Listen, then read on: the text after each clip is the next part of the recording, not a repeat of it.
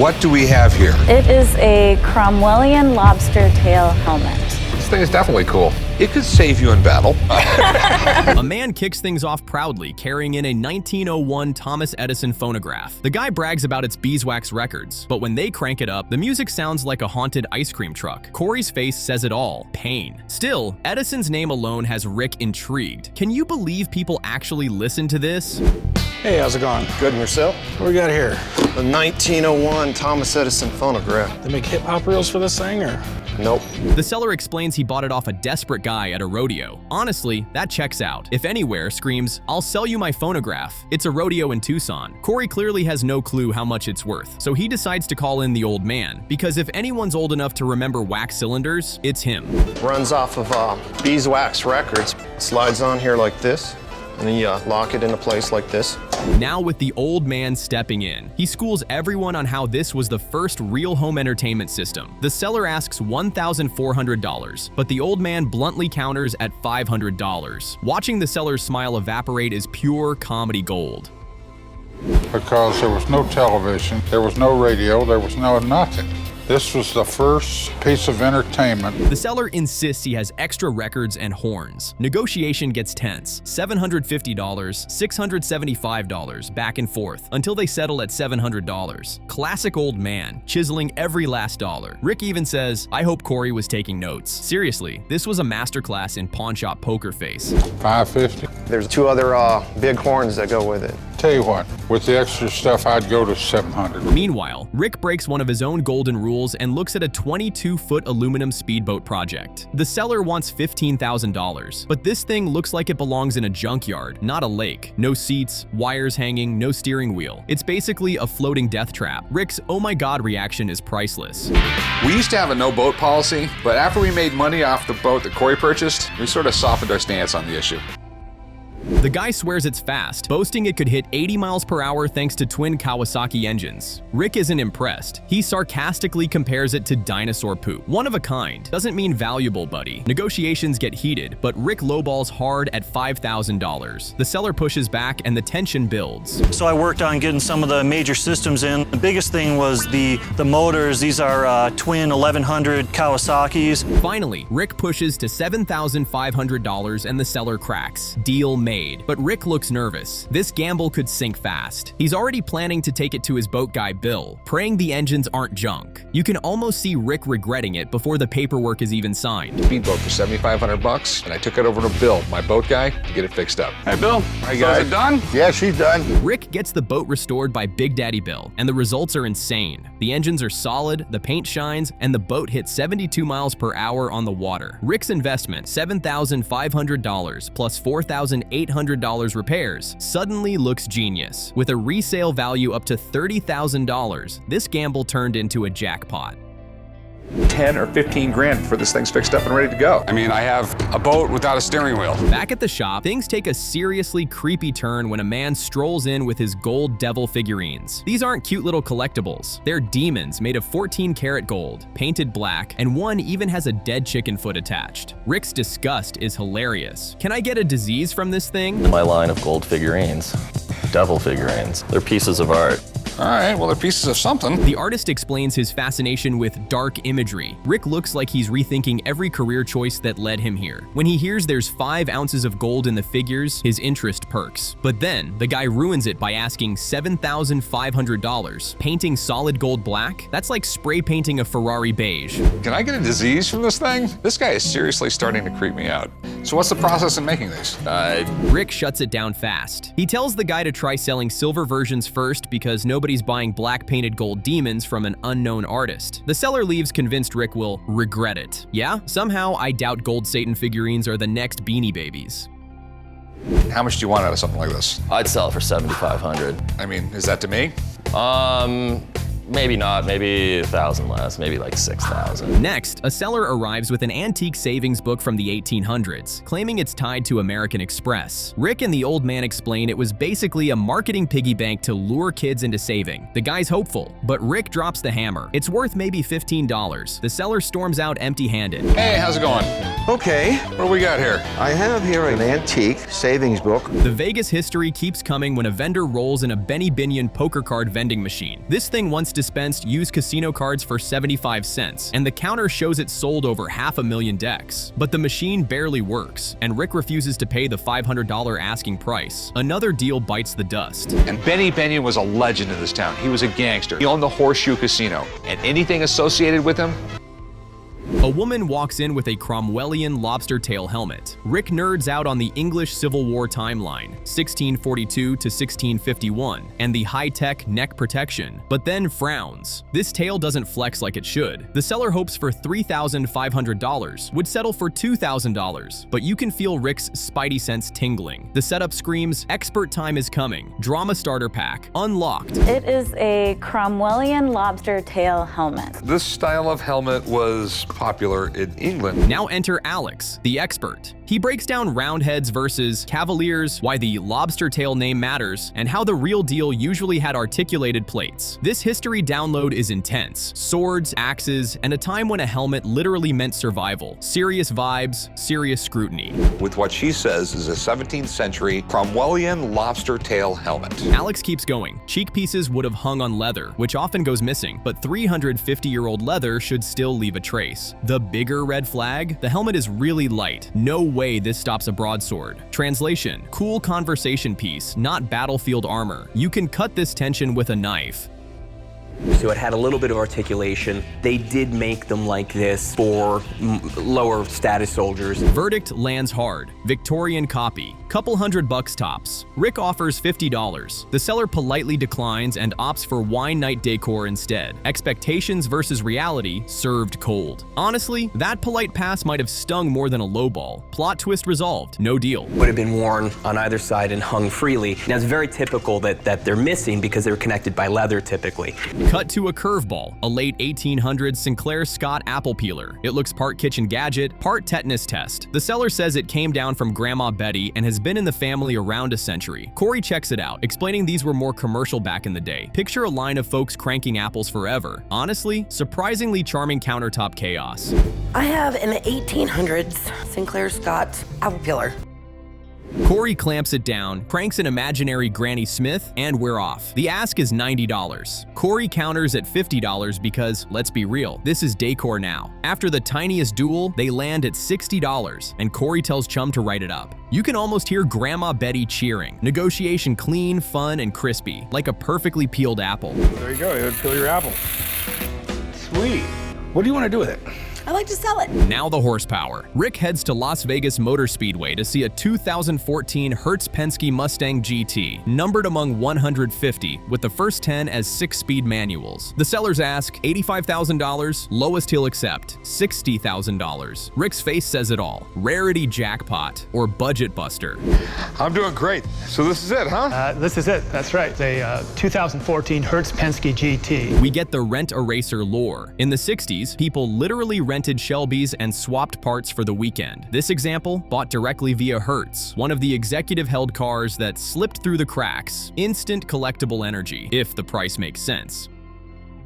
That's a big wow factor right there. In the 1960s, you could go to Hertz, and they had this whole thing about renting a race car. Rick calls in NASCAR star Joey Logano to look over the Mustang. Joey loves that it's one of the first 10 manuals and wasn't rental abused. He even spots Roger Penske's signature on the dash. That's bragging rights, if not a big price boost. Joey's grin says, let's drive, $1345 to $1426. Guy has a really cool special edition Mustang that he's looking to sell. I have a few friends that are in NASCAR, and one of them is Joey Logano. Pre-flight jitters. Rick wants to verify high-speed manners. Joey jokes they'll put around 65 to 70, then climbs into the driver's seat. Rick tries to look brave, which is adorable, because we all know what's coming. Actual race-pace chaos. Drama overload. I just want to make sure there's no problems at high speed. No better way of checking it out. Boom! Joey hammers it. They hit 150 miles per hour, flirt with the wall, and carve a few short track laps for good measure. Rick white knuckles, Joey laughs, and the car stays planted. No shakes, no drama, just donuts and grins. You don't have to get that close to the wall, dude, is the line of the day. Holy.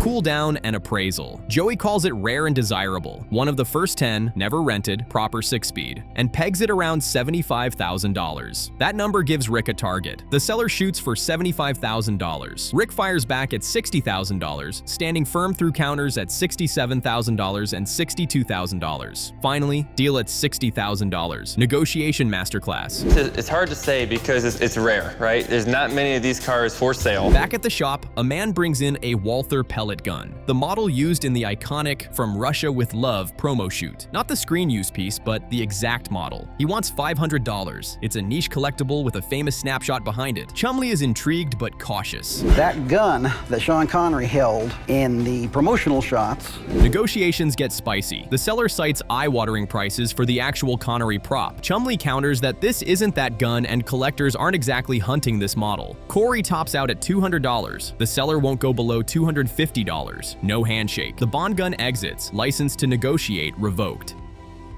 Sean Connery went to the promotional shoots for From Russia with Love, and they didn't have the gun he was supposed to shoot with. Things start off with a seller bringing in an original drawing of the Iwo Jima Memorial, signed by Felix de Weldon. Rick listens closely as the seller explains the history and his personal connection to the piece through a New York gallery. The seller asks for $18,000, but Rick knows art isn't his strong suit and immediately decides to bring in an expert for backup. It's an original drawing by the sculptor of the Iwo Jima Memorial. Oh yeah, I think I've seen this thing before. The seller nervously waits while Rick calls Bret, an art expert. Bret inspects the graphite sketch, examining the signature and paper quality under a loupe. He leans toward authenticity, noting it could be worth around $20,000. Still, the lack of solid provenance worries him. Rick offers $15,000, but only if the seller can return with proper documentation. The deal is left hanging in suspense.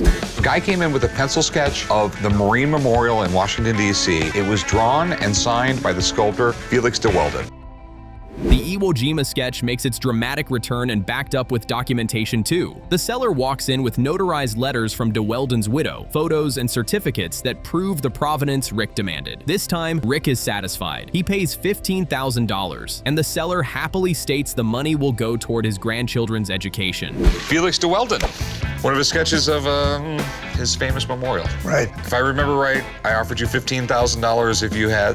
While that tension brews, the shop shifts to a wild new item, an ancient Roman bronze duck lamp. Chumley looks both fascinated and terrified, joking that ancient means fragile and way too risky for his clumsy hands. The seller demonstrates how olive oil would have lit the lamp centuries ago and boldly asks for $40,000. Chum nearly falls out of his chair at the number. I'm almost afraid to touch it, really, man. The word ancient just scares me. I don't want to be the one who breaks it. To avoid making a huge mistake, Chumley calls an artifact specialist Phineas. Phineas admires the workmanship, pointing out cherubs and swan imagery tied to Roman mythology and marriage symbolism. For a moment, the seller beams, thinking he's about to hit payday. Then Phineas delivers the truth. The value is more like $1,000 to $1,500, nowhere near the $40,000 dream. A guy came in with this lamp in the shape of a duck. He says it's Roman and worth 40 grand. With newfound confidence, Chum offers just $400. The seller is instantly insulted, refusing to part with what he believes is a treasure. He leaves frustrated, still convinced someone out there will recognize its true worth. The shop has seen plenty of overconfident sellers, but this one really takes the cake. It's a hard thing to gauge on items like this because when you go to the auctions, somebody could look at this and just fall in love with it. And back on Rick's side, a woman arrives with a platinum album from Poison, signed by Bret Michaels. She bought it at a charity auction and now hopes to get $5,000. Rick, skeptical of charity auction authenticity, admires the piece but insists on a proper evaluation. The seller anxiously agrees to have it checked out. I have a platinum album from Poison, signed by the fabulous Bret Michaels. Rick surprises everyone by personally taking the seller to meet Bret Michaels. Her reaction is priceless, utter shock at standing face-to-face with the rock icon. Bret immediately verifies the plaque as authentic, explaining it was part of a limited charity run. The seller is practically speechless, starstruck and relieved.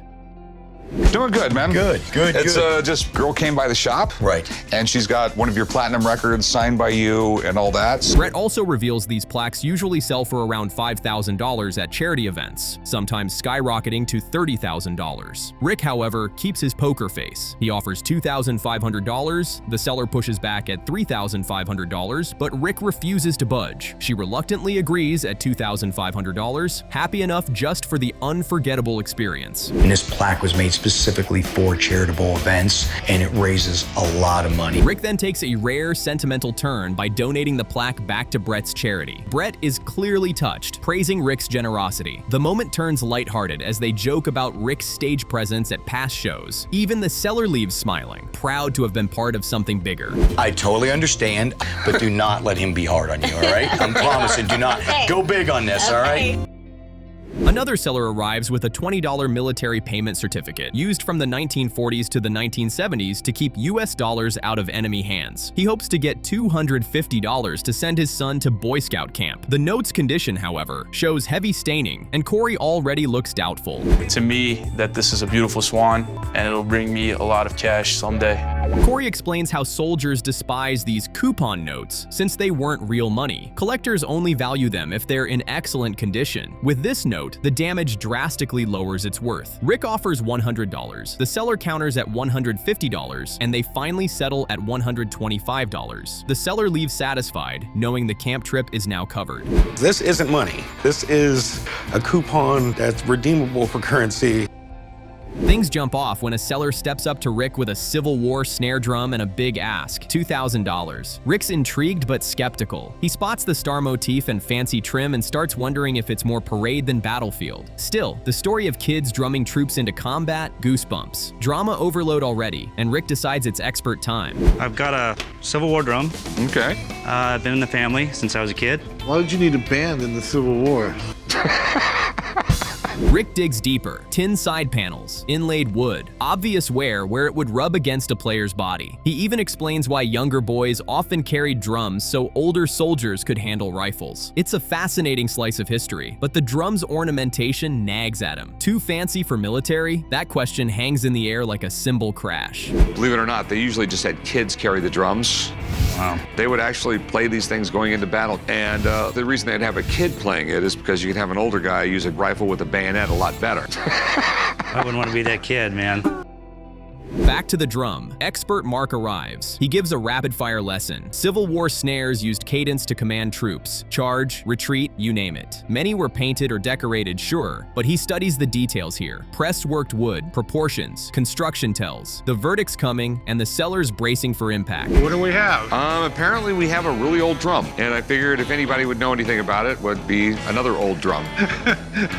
The guys normally call me down when they have... Mark calls it not Civil War. It's a late 19th century parade drum. Gorgeous? Yes. Battlefield artifact? Number. The seller's face falls, and Rick's I had a feeling look says everything. Talk about a twist. Still, a beautiful antique can fetch decent money, just not Civil War money. Interestingly, in the Civil War, a lot of the drums used were quite fancy. They would normally have an eagle on them or a flag on them. They would be painted. These were used. Deal time. The seller clings to $2,000, but Rick drops a reality check. If it were Civil War military, collectors go nuts. This is décor. Rick opens at $400. The seller volleys $800. Rick inches $450. The seller finally pushes for $500. Rick nods. I can make money at $5. Boom. $500 cash.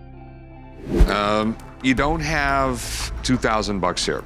I will give you like $400 though. Cut to a field call. Corey and the old man check out a 1922 photographer's printing table. The seller beams as he points to the hand-blown bulb. Vintage eye candy. Corey's impressed but cautious. Machines like this are cool conversation pieces, yet they don't pull the same buyers as classic cameras. You can cut this tension with a knife. The price talk is coming. This is the 1922 photographer's printing table. Well, all the parts are here, and I think it's got some pretty cool components, especially this hand-blown glass light bulb. Corey lays out how the machine worked. Negatives sandwiched between glass, photo stock aligned, a timed light exposure, then into developer. Boom. Prints for postcards and shop work. The old man chimes in that shops were still using beasts like this in the 50s. It's legit and nostalgic, but is it valuable enough for the shop? This thing was a lot different back then. You know, people had cameras at home, but they were really poor quality. If you wanted anything nice, you went to a photography shop. Negotiation time. The seller shoots for $5,000 to $10,000, claiming museum rarity. Rick counters hard at $300 to $400, calling it a super niche market. The old man nods. Collectors chase cameras, not darkroom furniture. The seller digs in with a lowest $2,000, and Rick isn't blinking. Seriously, look at that standoff. Okay, with the little red light and everything on, there'd be 2 plates of glass. They'd put a negative in between them. They'd take some photographic stock. Game over on the printing table. The seller balks despite admitting he only paid $60. The old man cracks that museums don't buy, they take donations. Ouch. The seller walks, pride intact but pockets empty. Talk about expectations versus reality. Probably go down to this 2000. I looked and researched, and I saw that the only one identical to it was found in a museum. Now a post-war adrenaline hit. A seller brings 1946 Royal Riders motorcycle memorabilia, helmet, goggles, kidney belt, the lot, already framed. Rick and Corey light up. The seller ties it to club founder Ed Kretz Sr., a legend who won the first Daytona 200. The Provenance vibe is strong, but Rick wants confirmation. Got a 1946 Royal Riders motorcycle memorabilia. Yeah, this is the way they used to ride. The helmet was to keep you warm, it wasn't to protect your head. Corey praises the condition and display. Memorabilia sells better when it's wall ready. Rick outlines the chopper era and surplus bikes after World War II, then admits he needs expert backup to price it right. Time to call Danny, their motorcycle guru, to see if this is just cool or culturally important. You gotta remember, these guys came home from World War II a little high-strung. I mean, they were used to getting shot at, and it's kind of hard to spend 4 years doing that, then come home and sit in a rocking chair. Expert Danny arrives for the Royal Riders gear and lights up. Serious old school club stuff. He confirms the Kretz connection is to the club, not Kretz's personal outfit, which would have sent value soaring. Still, condition is sweet, and the era is pivotal for American biker culture. He pegs it $1,200 to $1,500. Earlier, a guy brought in some memorabilia from old motorcycle club, the Royal Riders. I don't know a lot about this stuff, so I called in somebody who does. Negotiations review. The seller aims for $1,500. Corey counters $1,000. They spar $1,300, $1,250, $1,150, and finally lock at $1,200. That handshake lands like a checkered flag. A slice of post-war motorcycle history hits the shop wall, and Corey's grin says it all. Drama overload, in the best way. Riding attire, or? I don't think it was his attire. If it was Ed Kretz's himself, it would definitely be more valuable. Well, it looks in really nice shape. A curveball walks in, a 1652 sixpence found in a Massachusetts house wall. The seller shoots for $3,000. Rick explains colonial denominations and peeks at the slab. Uh-oh, fine details, damaged. That's basically an F in grading. Still, colonial coins move even with scars. Price is everything. It's a 1652 sixpence. Okay. Rick, it looks like it's run over by a truck. Rick makes a business offer, $500 on what he pegs as a $600 coin. The seller is offended, pushes for thousands, and Rick won't budge. No deal, just a frosty exit and lingering frustration. Expectations met market, and market won. It says fine detailed damage. When a coin is damaged, it's not graded. When it comes to grading coins, damaged is like getting an F, but that doesn't mean it's worthless. A seller rolls in with a century-old stash of Riverview Motordrome paperwork, autograph checks, vouchers, and race ephemera from 1907 to 1919. Rick lights up. These daredevils were pioneers. The sport absurdly risky in its infancy. He flips pages like trading cards from another planet. It's the opening salvo of "Is history cool enough to be cash?" And you can feel Rick weighing display value versus deep-cut collector appeal. Of autograph checks, autograph vouchers from motorcycle racers from 1907 to 1919. Things get wilder when the seller explains the pay receivers. Finish first, second, or third sign, then cash at the window. Names pop: Morty Graves, Lee Humiston, first to crack 100 miles per hour, and Charles Belkey, serious Hall of Fame energy. Then the ask drops like a mic, $200,000 for roughly 130 autographs. Can you believe this drama? Rick's eyebrows do a full sprint for the exit. After they signed for the position they finished in first, second, or third, they would get a pay receiver. Rick levels with him. Posters and photos are are wall candy. Signed payout slips are niche. The customer swears it's one of only 2 such collections, but Rick won't bite. He doesn't even make an offer. Too obscure, too pricey, too risky. The seller leaves, and Rick jokes he could buy 20 Warhols for that money. Talk about a twist in expectations. I don't mean to bust your bubble, but I don't think there's no way you'll get this kind of money. The posters from these events go for just stupid money. Next, a customer proudly presents an antique pinfire revolver he believes saw Confederate action. He's hoping it'll fund a European birthday trip for his wife. Rick IDs it as a mid-1850s design with that distinctive side pin slot, early cartridge tech that felt futuristic then. The mechanics are fascinating, the backstory spicy, and Rick's interest is clearly piqued. I got an antique revolver. It was used in the Civil War. Okay. Rick breaks down the danger factor. First, self-contained ammo was amazing and jumpy. Bump it wrong and boom, instant bad day. The seller's family tale? Great-granddad used it in the Civil War. Confederate side, Missouri roots. You can cut this tension with a knife. If Providence holds, price climbs fast. If it crumbles, so does the payday. This thing, literally, you could shoot 6 rounds in 3 seconds. Proof marks point to Europe. There's even a French-sounding name etched in. The seller wants $2 grand, and Rick does the smart thing. Call in a specialist. This is where legends either get knighted or get kneecapped. Can you believe this suspense? Rick's poker face is working overtime. There's a French word on there. It ends with an X somewhere on the side. Enter Craig, the firearms expert. First glance, looks like a French model 1858 Lefaucheux design, the very system that popularized pinfire. He even notes the US government ordered around 12,000 of these, making a captured northern gun used in the South scenario theoretically possible. Hopes spike. Seriously, watch that reaction. Priceless. Guy brought in an old Penfire revolver that he says was used on the Confederate side of the Civil War. Plot twist time. Craig zooms in and says it's not French at all. It's a Belgian brevet build, licensed production. He spots heavy pitting on the backstrap that doesn't match the cleaner barrel and cylinder, then checks serials. They don't match. Composite gun. 2 guns mashed into 1. Provenance just fell through the floor. That's bad news because the French Lefaucheux is the most collectible and the most expensive. Rick asks for the damage. Craig answers like a guillotine. $700 tops. The expert bounces, leaving a deflated seller and a calculating Rick. Even with the bad news, Rick smells a teaching piece collectible. Great for showing what a pinfire is, even if it's a Frankenstein. Drama overload, but the math still matters. Okay, thanks. Rick, thanks. Sorry about that. Yeah, so am I. Negotiation time. Rick floats $375. The seller counters that 4 feels fair. The back and forth is tight, and Rick concedes $400. Not quite first class to Paris. More like 2 baguettes and a selfie by the Seine, but a clean, realistic deal. Watching the micro victory grin on Rick's face, chef's kiss. I mean, realistically, it's not what we hoped it would be. Cue the next act, a Kiss Gold Record Award, allegedly signed by the 4 originals. The seller's a lifelong member of the Kiss Army and swings big, $3,500 ask. Rick riffs on the band's marketing genius, everything from lunchboxes to, yes, condoms, and preps the classic move, authenticate first, negotiate second. Stakes feel loud and electrified. I have a Kiss Gold Record Award, and it's autographed by all 4 original band members. Corey asks who signed, and the roll call lands. Ace Frehley, Paul Stanley, Gene Simmons, Peter Criss, dated 93. Rick brings in Steve from PSA to make the call. If those are real, this thing sings. If not, it's just wall glitter. Can you feel that hum of anticipation?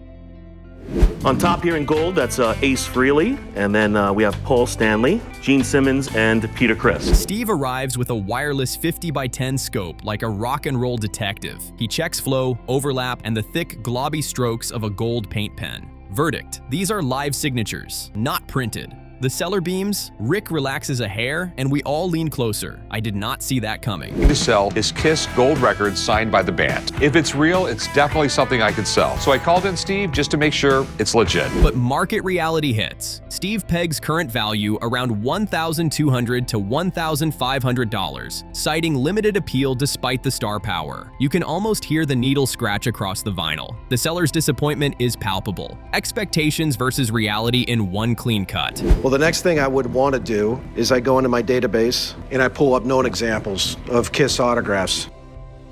Now, the duel. Rick opens at $700, bumps to $1,000, then caps his best at $1,050. The seller stands firm at $1,500, unwilling to budge. Stalemate, no deal. Watching the hope drain and resolve harden is brutal and deliciously tense. That's showtime bargaining at its purest. I mean, I guess we're at a difference of opinions. Sure. All right. Thanks for coming in, man. Yeah, good to see you I appreciate it.